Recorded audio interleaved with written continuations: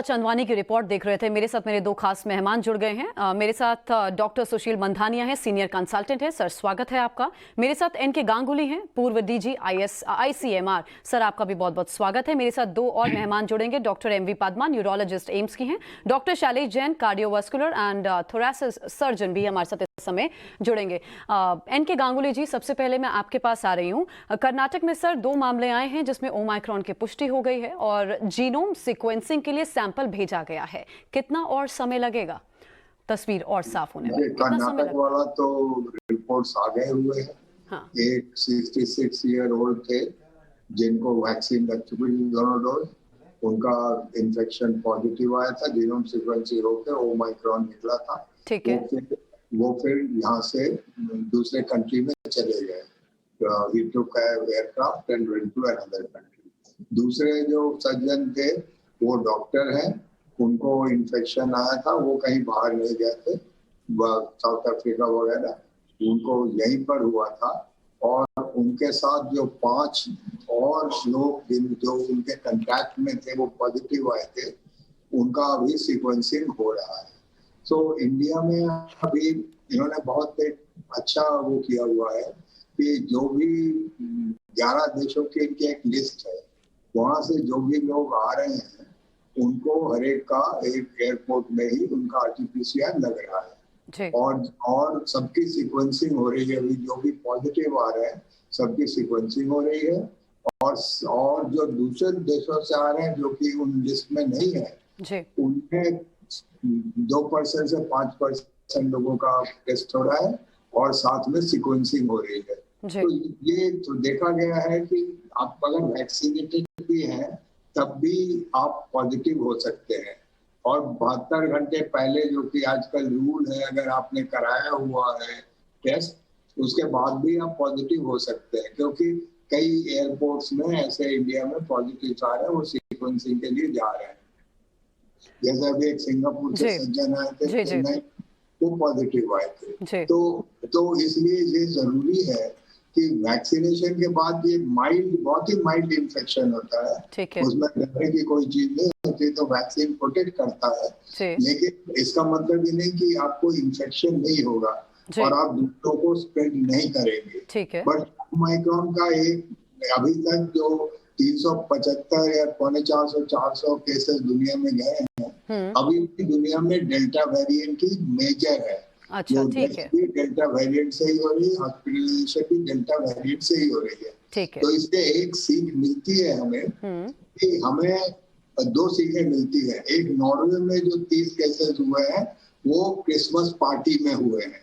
तो Christmas party में लोग डांस भी करते हैं इकट्ठे, बहुत कुछ करते हैं, मास्क वगैरह नहीं रहता, तो एक अवसर जो है बाकी जगह पे इक्के दुक्के केसेस डिटेक्ट हो रहे हैं। तो हमारे यहाँ ये शादी वगैरह में जो हम लोग व्यवहार करते हैं उसको हमें सुधारना चाहिए।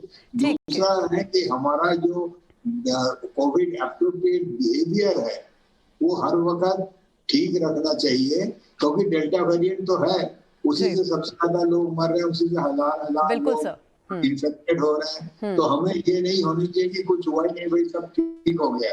तो हमको पूरा कोविड मतलब जैसे हम पहले थोड़ा सा परहेज कर रहे थे, पब्लिक प्लेसेस में नहीं जाना है, हम बच रहे थे पब्लिक प्लेसेस में जाने से, पार्टी से हम परहेज कर रहे थे, हमें थोड़ा सा और अभी अगर हम परहेज करेंगे तो वो ज्यादा बेहतर होगा। डॉक्टर सुशील मंधानिया, मैं आपके पास आ रही हूँ। डॉक्टर सुशील, बाकी वेरिएंट से सिर्फ ये अलग ही नहीं है बल्कि बाकी वेरिएंट के बनस्पत ये बहुत ज्यादा खतरनाक है, क्योंकि इसके अब तक के सबसे ज्यादा म्यूटेशंस पाए गए हैं। इसका क्या मतलब है, इसका क्या संकेत है, दर्शकों को बताइए।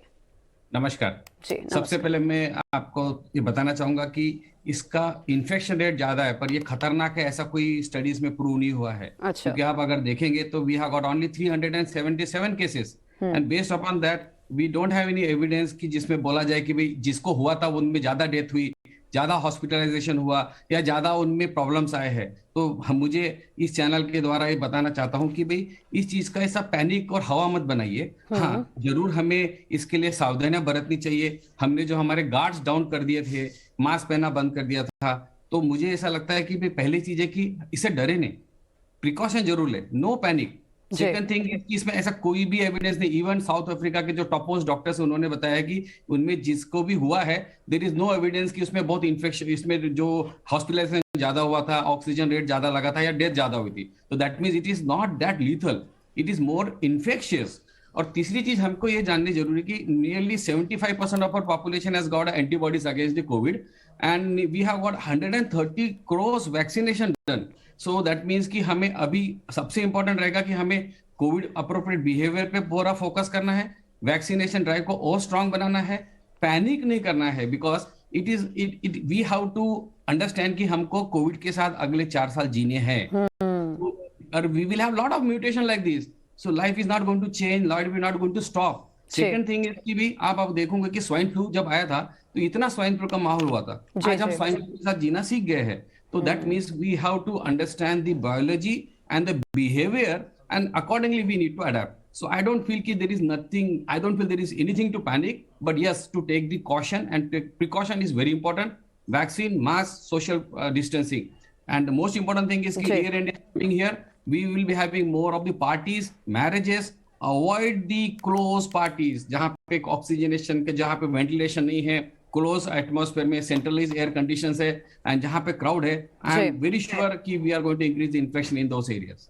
ठीक है, डॉक्टर सुशील बता रहे हैं कि ये खतरनाक नहीं है, आपको पैनिक नहीं होना है, लेकिन आपको कोविड अप्रोप्रिएट बिहेवियर का पालन जरूर करना है जैसे आप पहले कर रहे थे, क्योंकि ये इन्फेक्शियस है, ये इन्फेक्शियस है। मैं डॉक्टर शैलेश आपके पास आ रही हूं।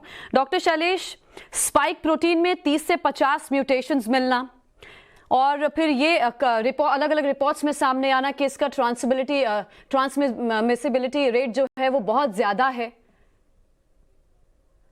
ये किस बिना पर हम कह रहे हैं?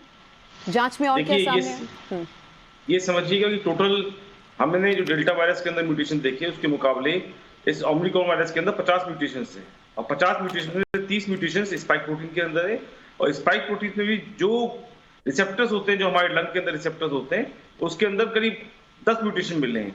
इसका मतलब टोटल 50 म्यूटेशन, जिसमें 10 म्यूटेशन अगर रिसेप्टर प्रोटीन के स्पाइक उसमें मिल रहे हैं, तो चीजें हमारे हिसाब से गंभीर है। गंभीर इसलिए है कि ये डेफिनेटली वैक्सीन को इवेट करेगा। वैक्सीन को इवेट करने का मतलब होता है कि वैक्सीन को बाईपास करेगा। हम जो वैक्सीन अभी ले रहे हैं, चाहे mRNA बेस्ड हो या किल्ड वैक्सीन हो, काफी हद तक पॉसिबिलिटी है कि हमें एक बूस्टर डोज की जरूरत पड़ेगी, चाहे वो mRNA बेस्ड हम ले, चाहे किल्ड वैक्सीन के अंदर कुछ मॉडिफिकेशन करके लें। पहली चीज तो ये समझिएगा, जैसे डॉक्टर साहब ने बोला कि पैनिक करने की जरूरत नहीं है, डेफिनेटली पैनिक करने की जरूरत नहीं है, बट हमें घबराने की जरूरत बहुत है, बिकॉज हमारे देश के अंदर अभी जो बच्चों वाली पॉपुलेशन है, उनको तो हमने इम्यूनाइज करना स्टार्ट ही नहीं किया है। और ऑल्दो साउथ अफ्रीका की स्टडीज ये बताती है कि ये 40 साल के नीचे वाले लोगों में हो रहा है, बट अभी रिसेंटली हम पढ़ रहे थे कि बेल्जियम में तो 11 महीने के बच्चे को भी ये वैक्सीन हुआ है। तो हमारे हिसाब से बच्चों को वैक्सीनेशन जल्दी से जल्दी करना चाहिए, पहली चीज।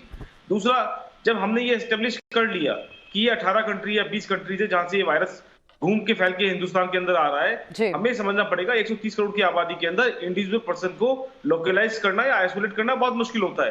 आपने देखा ना बैंगलोर के अंदर एक सज्जन दक्षिण अफ्रीका का पॉजिटिव आने के बाद हमारे यहाँ से दुबई चला जाता है, वापस चला जाता है। ठीक है, मैं इस बात में केजरीवाल जी से बिल्कुल सहमत हूँ कि हमें उन कंट्रीज की फ्लाइट को डेफिनेटली बैन करना चाहिए जहां पे वर्स्टली अफेक्टेड कंट्रीज हैं। जी डॉक्टर शैलेश, मैं आपके पास वापस लौट रही हूँ, माफी के साथ आपको रोक रही हूँ, जरा 10 बड़ी खबरें हमको दर्शकों तक पहुंचानी है, उसके बाद मैं वापस आ रही हूँ।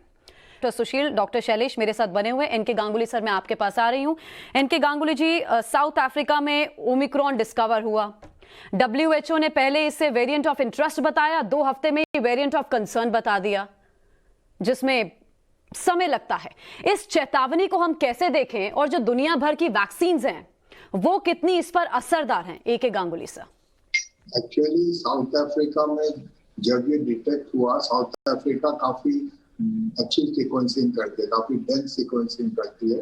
उनके विंथ्रॉप काउंटी में ये जब हुआ तो विंथ्रॉप काउंटी में ये बहुत ज्यादा फैला हुआ था, तो इससे उन्होंने जो जांच की उससे इसकी ट्रांसमिसिबिलिटी इन्होंने कम से कम 10-20% ज्यादा पाया, और अब वो कहते हैं कि उससे भी ज्यादा इसकी ट्रांसमिसिबिलिटी है। तो उन्होंने तुरंत WHO को ये इंफॉर्मेशन दी, सीक्वेंस भेजा और उसका पूरा स्ट्रक्चर भी भेज दिया।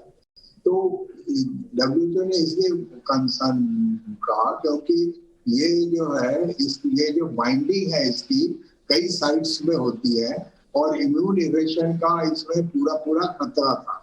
लेकिन जैसा हम कहते हैं कि अभी तक उनके यहाँ पर दुनिया में जहाँ भी हुए हैं सब जगह माइल्ड इन्फेक्शन ही हुए हैं और ज्यादातर लोग अनवैक्सीनेटेड थे जिनको ये इन्फेक्शन हुआ है।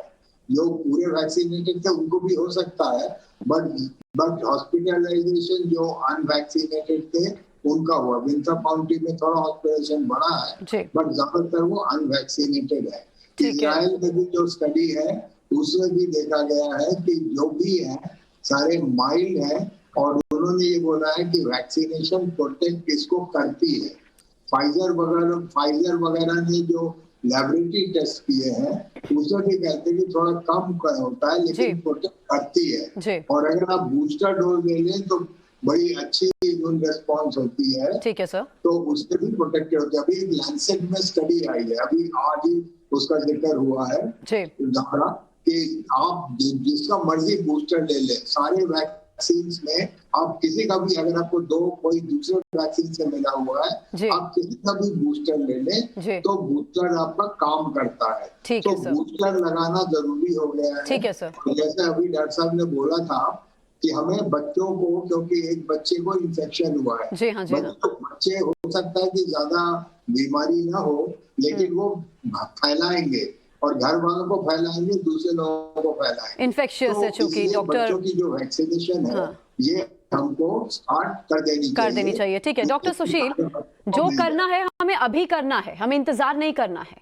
अब ये पैर पसारे अपने ज्यादा देश में, हमें क्या कदम उठाने चाहिए सरकार के लेवल पे, अस्पतालों के लेवल पे, और साथ ही लोगों को आपको क्या समझाना है? मैं दो बात ऐड करना चाहूंगा। पहली चीज की जो बच्चे को हुआ है वो आइसोलेटेड बच्चों को नहीं हुआ है, वो परिवार के थ्रू हुआ है। तो हमको ये मैसेज गलत नहीं देना चाहिए कि भी सिर्फ बच्चों को ही हो रहा है और पैनिक करना है। तो दैट मीन कि वो बच्चा 10 महीने का बच्चा बाहर नहीं गया था, उनके पेरेंट्स बाहर गए थे। तो फर्स्ट थिंग इज दिस।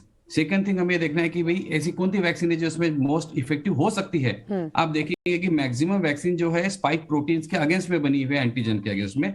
पर कोवैक्सीन एक ऐसी वैक्सीन है जिसमें complete viral dead virus use किया गया था। दैट मींस कि कोवैक्सीन में ओनली स्पाइक प्रोटीन के अगेंस्ट में नहीं, पर मल्टीपल टारगेट एंटीजेंस के अगेंस्ट में भी एंटीबॉडीज बनेंगी। तो theoretically yes, Covaxin will be better suited in this variant as compare to other vaccines. Thirdly, हमें और हमारे देश के गवर्नमेंट ने क्या इफेक्टिव मेजर लेने चाहिए। हमने सेकंड वेव से काफी कुछ सीख लिया है and we are, our system is very mature now. And आप देखोगे कि जब वेरिएंट ऑफ कंसर्न का डिक्लेयर हुआ था, इमीडिएटली गवर्नमेंट ऑफ इंडिया ने इमीडिएट करेक्टिव स्टेप लेना शुरू कर दिए थे।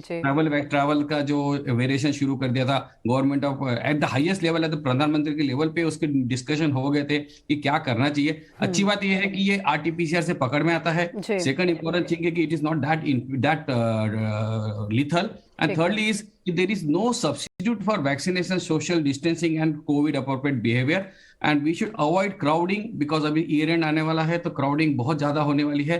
ठंड में भी थोड़ा सा आप देखोगे, हर साल हम देखते हैं कि दिसंबर जनवरी फरवरी में ही हमारे पास मेजर वेव्स आने शुरू होते हैं। तो अगर हम इस चीज को, लास्ट वेव से इस वेव में हमें एक बहुत बड़ा फर्क है कि we have got more of the herd immunity and we are better vaccinated population as compared to other population, and we had already handled the delta wave. बिल्कुल, ये एक राहत भरी बात आप बता रहे हैं। और डॉक्टर शैलेश, हमने देखा था जब अभी वैक्सीन आ गई थी देश में, तो फिर हमने सबसे पहले प्रायोरिटी पे रखा था फ्रंटलाइन वर्कर्स, हेल्थ वर्कर्स के साथ जो लोग कोमॉर्बिडिटीज वाले हैं।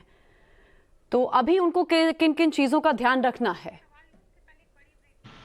जैसे डॉक्टर गांगुली सर ने बोला, हमें ये एस्टेब्लिश जरूर करना है कि जो हमारा फ्रंटलाइन वॉरियर है या जो इम्यूनो कॉम्प्रोमाइज पेशेंट है या जिसका कार्डियक ट्रांसप्लांट हुआ है या लंग ट्रांसप्लांट हुआ है या कैंसर का पेशेंट को जरूर बूस्टर डोज देनी है।